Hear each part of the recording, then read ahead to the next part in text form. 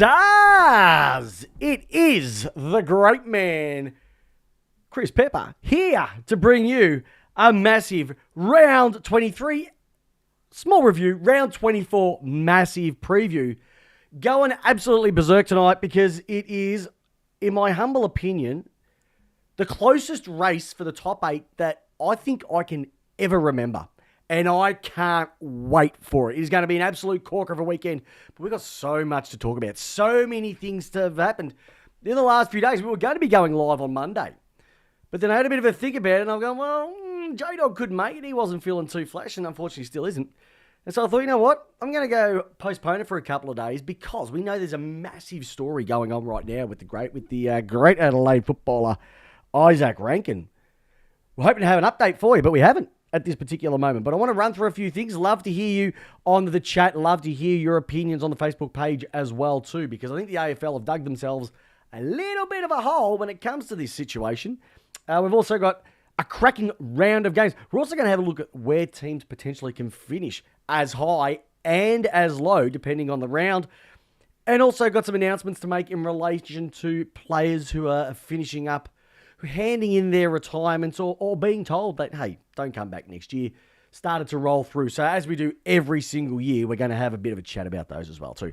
But I'm wrapped to have everybody on board. I'd love to have my cohort, the big dog, with me, but he's, like I said, hasn't been feeling too bad, feeling too good. So look, let's get into the usuals. Let's have a bit of a look at what's been happening over the last week. And I think at this stage, we're going to jump into the ladder as we normally do. We've got a round to go.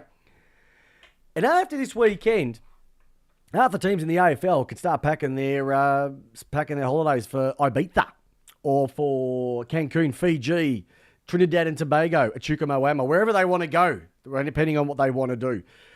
But there's going to be 9 teams fighting it out for 8 spots. And like I said, it is going to be an absolute belter. And I can't remember a round of football where results can shape what happens finals time. You could go back as far as when Collingwood and Carlton played that epic game at the end of, I think it was 2021, when Collingwood knocked Carlton out by a point to not make finals.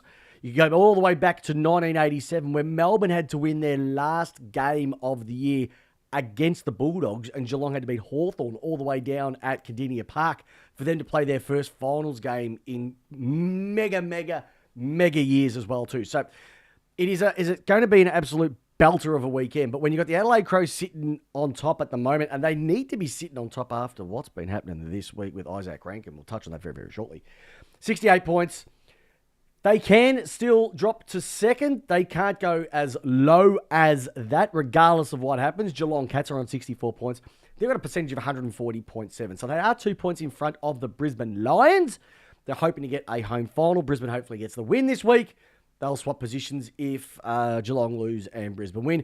Collingwood, at this moment in time, it looks like that even if they win, they're still not going to be able to be playing a home preliminary final.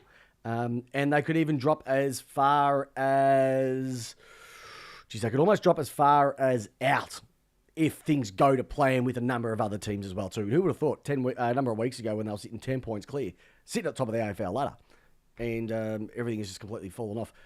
Also on 60, Hawthorn. Also on 60, GWS. Fremantle with that cracking win that they got, the cracking loss that they had last week against Brisbane has really put their finals into a bit of a shaker.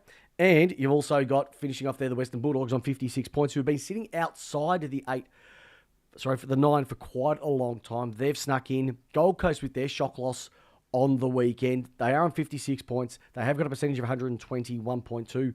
Got to keep in mind, they've still got 2 games to play. So they've got their game against this week, and then they've got the game against Essendon rolling through as well too. So bit of a challenge on both ends. Then you got the Swans, who had a great performance on the weekend against Geelong for a little bit and then totally screwed it up. St Kilda, Carlton, Port Adelaide, sitting on 36 and 32 points respectively. Melbourne have had a shocker this year. Essendon, who have been absolutely poo, but their performances over the last couple of weeks have actually been, in my eyes, really good. And I thought they could have pushed. They could have pushed St Kilda to win that game. So I was really, for the first time in a long time, actually cheering for Essendon. I never thought I'd actually say that. North Melbourne have been pitiful, I would say, even with 22 points. Richmond have been a above expectations, and the West Coast Eagles are literally going to finish their season on 4 points and a percentage of 61%, which is, I think as far as I can remember, Melbourne had a year where they finished on 58%. So that is how bad it was. So it's going to be a cracking end of the season because there's teams in the bottom part that could affect what happens at the top end of the ladder. We're going to go through that very, very shortly. All right. One thing I want to have a look at before we get into sort of what could happen this week with the games, etc. We know what's happened with Isaac Rankin. It has been the hottest topic in AFL over the last week. I can't think of anything bigger than this. It has been absolutely huge. I've got my opinion on it. I know everybody under the sun has got their opinion on it. And I'm kind of sitting halfway with this because, and it's not with the words that Rankin said, well, what he said, etc. If you've been living under a rock for the last week, 25 words or less, he said something to Isaac Rankin from Adelaide, said something to Isaac Quainer on the weekend. Collingwood have reported it. They've spoken to him. I'm not going to say what he said. It's disgraceful. Anyway, let's wrap it up. At the moment, it looks like he is potentially, with the word going around, getting a 5-week ban. Now, that's what hasn't been confirmed. Now, if that occurs, that means he's going to be locked out from playing finals. So, potentially, Adelaide's biggest game breaker, their biggest X factor for a team that's sitting on top of the ladder will be missing finals. And not because he's injured. It's because he said something which has been of a homophobic nature to a Collingwood player. Okay. I get all that. All right. Should he have said it? No. We've played football before. Things do, I won't say slip out, but you can say something in the heat of the moment and automatically regret it. He didn't report it. Apparently, Quaynor didn't have an issue with it. It was someone from Collingwood mentioned it, and it just sort of went from there. Okay, read into it how you will. But this is where my confusion lies, because if you have a look at what he said and thrown around when I was growing up, people would say it left, right, and centre. And there really wasn't any maliciousness behind it. But now we're trying to become an inclusive game. We're trying to stamp out homophobia. And the AFL are really good at pushing a moral compass. But the issue I have is twofold on this. So they've gone 5 weeks because of the number of different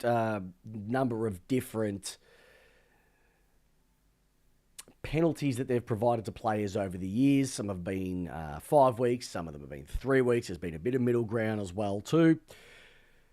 Powell from Gold Coast was 5 weeks. Jack Graham from West Coast self-reported got 4. Okay, so they're thinking this one's going to be about a 5-weeker. The problem that I've got with it though is that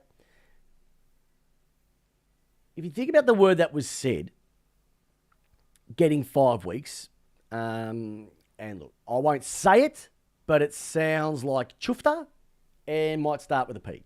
All right, so make it up yourself. So you can get potentially a 5-week ban for that. You could punch someone directly in the face or charge at someone and knock them out. That could be 3, maybe 4 weeks at the top end. They've also bringing in Snoop Dogg, which I don't sort of agree with this, but I can sort of see where it's leaning, is that from a Snoop Dogg perspective, some of the lyrics within his songs can definitely cause some controversy.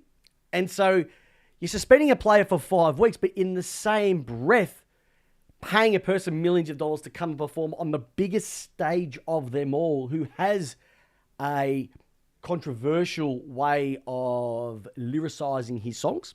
And I get that. But here's the one that really sort of stings for me. And it was brought up by James Hurd. And I think he's got a really good opinion piece on this. Because if you say something homophobic to somebody, you're probably going to get 4 or 5 weeks. Maybe you might get a smidge left for your self-report. But I could say something to another player, such as, your wife's a whore, or your girlfriend slept with everybody around the club and she's a skank. or your mum's a bitch, or your dad's an absolute wanker. You know where I'm going here. Like, you can get pretty brutal. But that won't bring in a suspension because it doesn't sit under the racial or sexual discrimination that we're there. So if you say something to a player about somebody completely different, and I've only thrown a couple in it, and that's like tame. If you've played football before, some of the stuff that gets thrown around can be really brutal.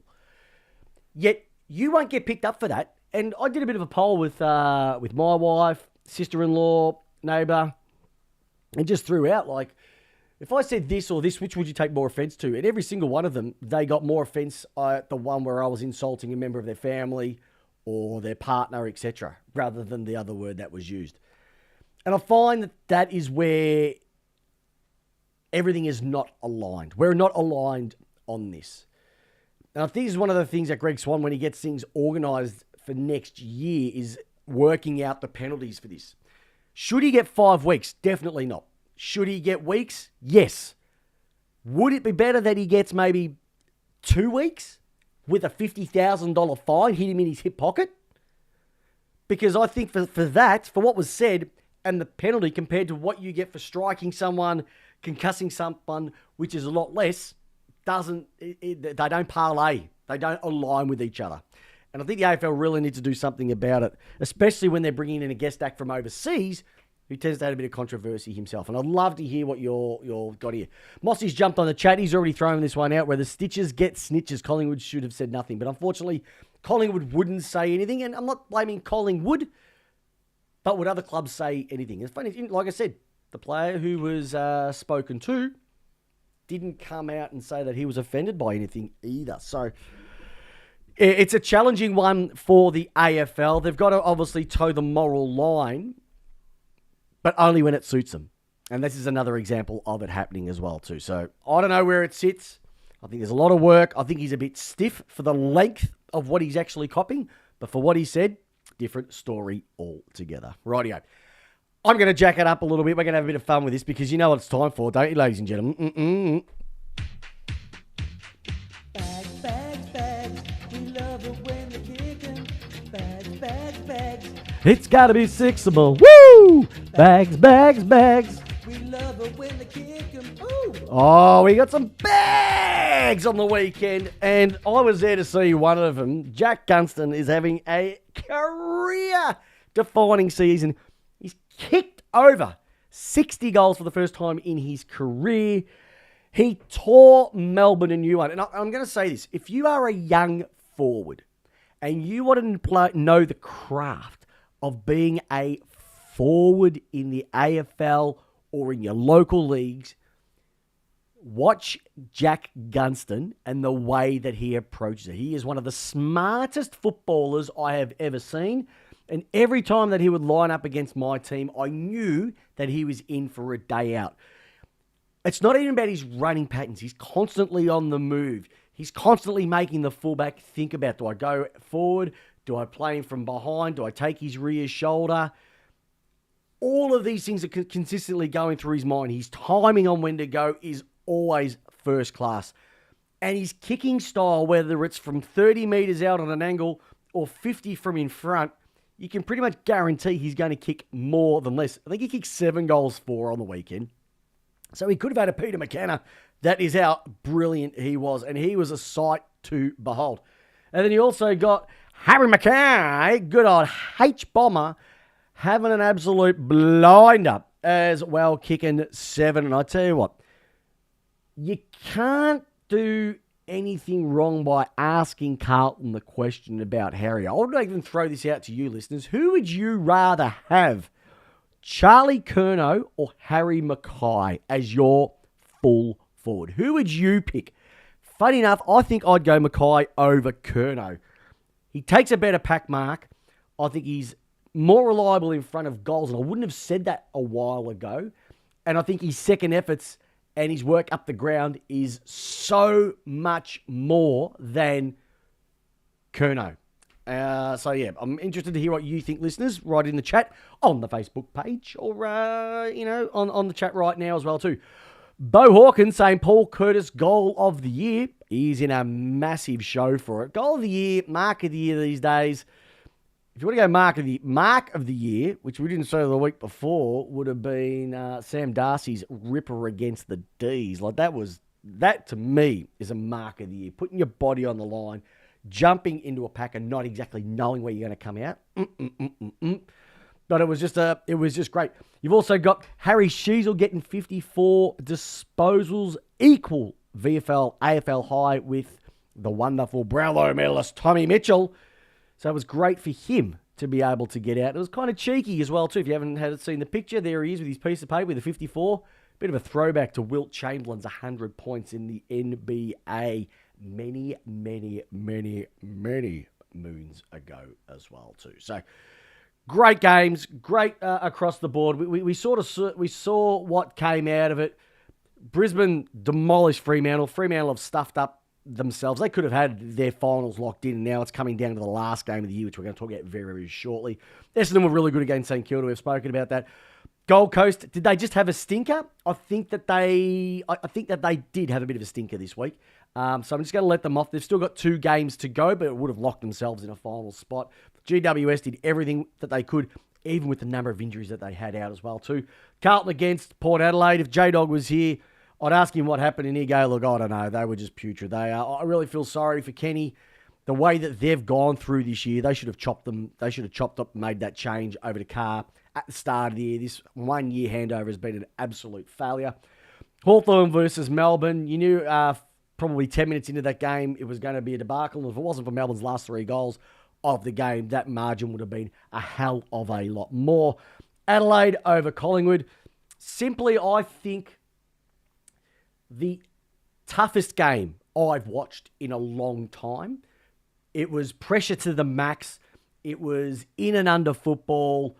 It was, even though it was a 59-56 game, they will say that there were decisions that, cost Collingwood. Yeah, but got to remember Collingwood were up by 4 goals at one particular stage. So there's not just those decisions. There's a lot around it as well too that cost them. North Melbourne, great win over Richmond. I think Richmond have hit the skids. North needed to get a win like that just to sort of boost their confidence heading into the back end of the season with 1 game to go and then maybe something to look forward to in 2026. Sydney and Geelong, look, that was actually not too bad early on. Sydney really jumped out of the gates quickly. Geelong reeled them in. Jack Martin was magnificent in that game. Bailey Smith, awesome as always. Jeremy Cameron didn't kick a goal, which was fascinating to see. And Big Shannon Neal was an absolute brute down there, but is going to be having, I think, a week off holiday. And then last but not least, Western Bulldogs, they torched West Coast. We saw what happened, a brutal spread of goal kickers across there. It was Darcy, Norton, Davidson as well too.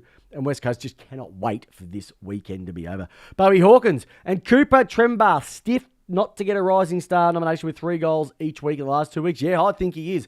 If he has one more good week, definitely. But look, let's be honest. The Rising Star is probably going to come down to Hull. Going to come down to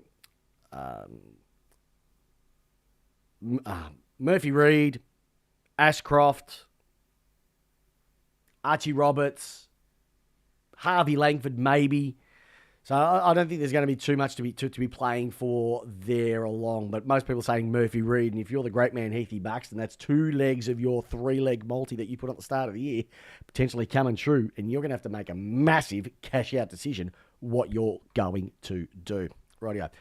So where does this put us with 1 round of football to go? With 1 round and then a game after it, which is the Gold Coast Essendon, it puts us in a perspective of this. So, where can your club finish? For the Adelaide Crows, the highest that they can finish is first, lowest is second. So they are getting a home final. So first week of the finals will be at least in Adelaide. Geelong, they can start first and get a home state final at the MCG. Versus 7th is the furthest they can drop into an elimination if results go against them. Brisbane, very, very similar. They could be second with another home final, which I think that they need with all the injuries that they've had. It's going to make it very, very difficult for them to be able to then go 4 finals in a row to win, to get the flag again and go back-to-back. So they'll need to have that home ground advantage. Or 8th is as low as they can get. Collingwood can be as high as 2nd and go as far down as 9th. Yes, could miss finals for a team that were 10 points clear at the start of the year. Start of maybe 7-8 weeks ago. You got Hawthorn, who could be high as 2nd and 9th. GWS, 2nd and 9th. Fremantle, 2nd and 9th. Bulldogs, 4th and 9th. So they still can get a double chance. And Gold Coast, who are out at the moment, but just remember, they've got those 2 games in advance. They could finish 2nd and as low as 9th. Rightio.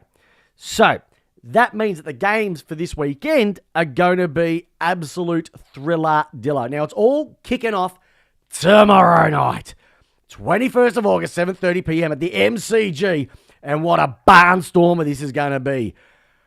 Essendon versus Carlton. And let's just say it's good to see Essendon finally getting a prime time slot, because they have been starved of prime time fixtures in 2025.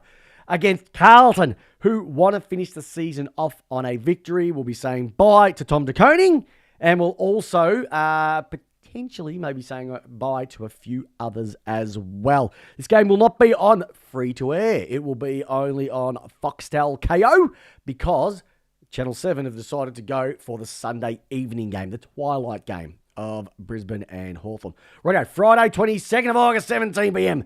Collingwood versus Melbourne. Melbourne were pretty putrid last week. Collingwood do Collingwood things. They had a great game against Adelaide. Are they going to be feeling sore and heavy from last week? Only time will tell. I will say, though, that Melbourne might be a chance if they swing the magnets around. If they don't, Collingwood will win, and win quite easily. But I'd love to see the D's go out, and potentially could be the last game for a Clayton Oliver or a Petrarca. Who would have thought that at the start of the season? Friday night as well, another doubleheader at the Adelaide Oval. Port Adelaide versus Gold Coast. Can Port Adelaide get the last win for Kenny and Boakey as well? We'll get into that very, very shortly. Or will Gold Coast get the win that they need to put themselves in the position to potentially make that top 4 that we spoke about a little bit earlier? I think I'm going to go with Gold Coast in a semi-little upset, but great work, Kenny, and a fantastic career there at Port Adelaide. Saturday, 23rd of August. Happy birthday to my amazing wife, Narelle. So her birthday's the 23rd of August. 1:20 p.m. at Marvel Stadium. Adelaide will just want to get through this week without any injuries, and North will probably want to sit back and determine who is our future and who are we going to be getting rid of. It's as simple as that. Saturday, 23rd of August, 4:15 p.m. at the MCG, Richmond versus Geelong. Geelong will just want to get some experience again on that big ground. Richmond, they won't be able to win, but they'll just want to get some, once again, more experience into the kids. Simple as that. West Coast versus Sydney, 23rd of August, 5:35 p.m. Can't all wait for that one. How far by Sydney? None of these teams are going to be playing finals, so could West Coast cause an upset? Oh, stranger things have happened in round 24, but I don't think it's going to happen. Over to Sunday, 12:20 p.m. When was the last time we saw a 12:20 p.m. game? This is going to be, I reckon, a bit of a cracker. I think St Kilda have got a bit of wind in their sails at the moment. At NG Stadium, GWS versus the Saints. GWS will want to win this one so they can try and get as high on the ladder. They want to get at least a home final. That's what they'll be looking for, and they do not want to drop out. This could be a danger game for them. And the 2 games of the weekend. Sunday, 3:15. I know the game coming up is fascinating, but whoever wins this play makes finals, in my humble opinion. It's the Doggies versus Fremantle, Marvel Stadium. Whatever you're doing, get it all done on Saturday so you can sit down and watch potentially could be one of the best games that you will see so far this year. We've had some belters over the last couple of weeks. We had an absolute ripper on the weekend, but this is one that we can sit back and go, wow. I reckon the Doggies will take this one out just because it's at Marvel. They play some scintillating football on their Marvel Stadium deck. The challenge that they've got is that they've got the big brutes down there in their forward line, and we know with Fremantle's forward line, the Doggies might find that a challenge. So this could turn into an absolute shootout that I cannot wait to see. And then to finish it off, Sunday, 24th of August at 7:20 p.m. What a great way to watch the footy in the evening at the Jabba the Hutt, Brisbane versus the Hawks. The Hawks are trying for a top 4. Lions are hoping for a home final. They've got multiple replications coming across both of those games, and I cannot wait to see the live ladder just shifting and changing throughout the weekend as well too. I don't know what game you're most excited for, but I'm definitely cannot wait for, funny enough, the Friday game between Port Adelaide and Gold Coast. If Gold Coast can get that win and push themselves potentially into that top four, and also put some pressure on a number of those teams below them, because you know that they have to win to stay in. Definitely look at GWS. Can they maintain their position? And then, like I said, those last two Sunday games as well is going to be an absolute cracker-dacker as well. Rightio. Two last things before we wrap up. If you're not doing anything Sunday afternoon and you're in Victoria, or if you want to make your way down, head down to East Keeler Football Club. We have got our $8,000 reverse raffle draw. All your beer, wine, and soft drink for only $50 and $50 and a massive chance to win $5, $2, or $1,000. If you're keen to get a ticket, shoot me a message here on the Magnificent Facebook page, and I'll be able to hook you up with one. I'll be emceeing. I'll be on the mic, taking everybody through the reverse draw. Yes, last ticket in is the one that will win the 5Gs. It is an absolute belter of a day, and you'll pretty much enjoy yourself. Or if you can't make it, at least you might be able to win a bit of cash. All right. And as always, before we tune up this last bit, we always have our goodbyes for season 2025. And we know we've had a number of them kick in quite recently, and there's only one man who can accompany me as I go through some of those names, and it is the great man, I'm with you, I know your fears, and James you know Blunt. mine. We've had our doubts, but now we're fine, and I love you. I swear that's All right, true. let's go through some of these names as well too. So from Carlton, we've got Sam Doherty, who's retired. We know that one earlier.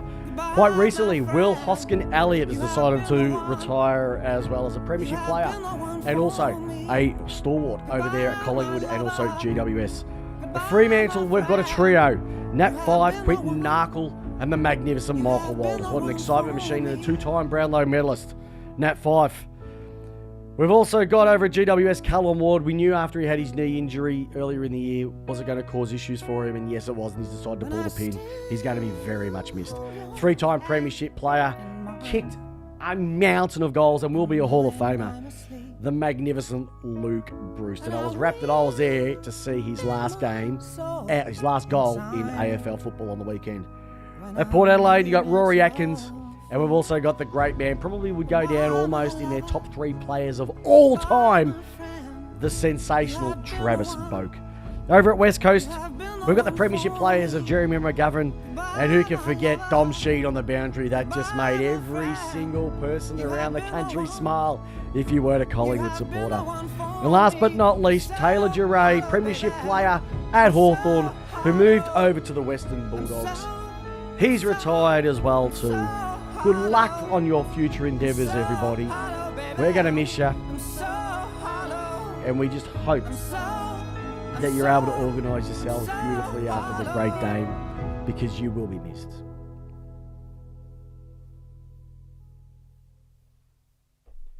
And there you have it, trendsetters. That is our review and preview for round 23 and 24. Jdog will be with me next Monday. It is the week before. It is that stupid gap week that the AFL continue to have between weeks of the finals. But there is one game we're going to be talking about next week and how everything's going to be setting up as well too. So I'm Peps, the superstar, 377 game superstar of the East Keeler Football Club, saying adios. Have a great week, and I can't wait to see you all again Monday, 8 p.m. to join us for a little bit of a preview and a little bit of a review of the season. Not too serious. And then the real stuff kicks in, which is a 2025 AFL Final Series. Have a great night, everybody. Stay awesome. And remember, I hope your team wins, unless you're Collingwood. Take care, superstars.